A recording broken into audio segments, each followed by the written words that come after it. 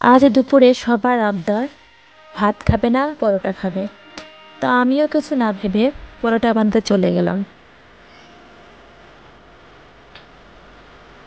তো প্রথমে একটা মিক্সিং বলে কিছু আটা নিলাম।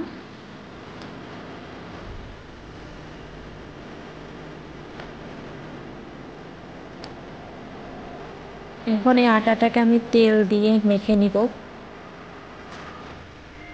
একটু লবণ দিলাম আর একটু চিনি অ্যাড করলাম।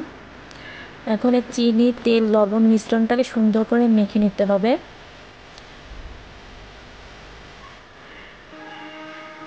একটু ভালোভাবে মাখতে হবে। মেখে আমি একটু কুসুম গরম পানি অ্যাড করতেছি। অল্প অল্প করে নিয়ে ভালো করে মথে নিতে হবে।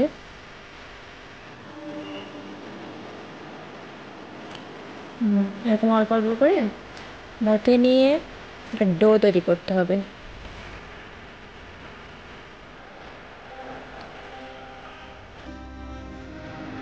খুব ভালোভাবে মথে নিয়ে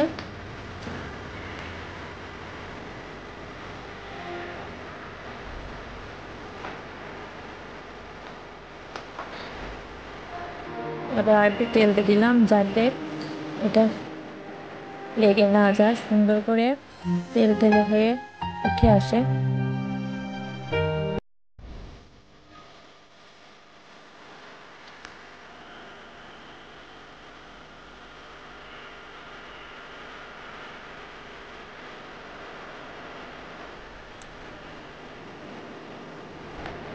এখন এটা ছোট ছোট করে লিচি কেটে নেব আমি। সবগুলো লিচি আমি কেটে নেব।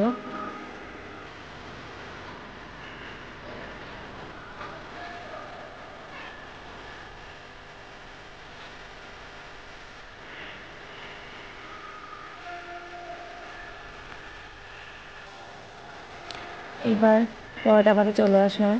প্রথমে কিছু গুঁড়ো দিয়ে বেলনিতে রুটি তৈরি করে নেব।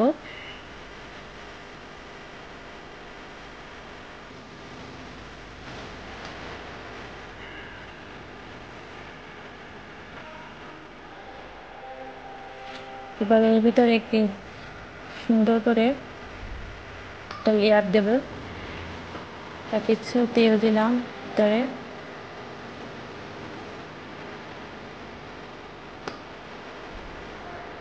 এভাবে সুন্দর করে শেপ তৈরি করে নিতে হবে।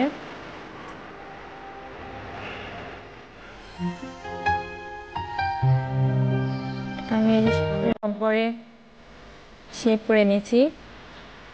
এখন আমি পরোটাগুলো বেলবো আর ভাজি করব।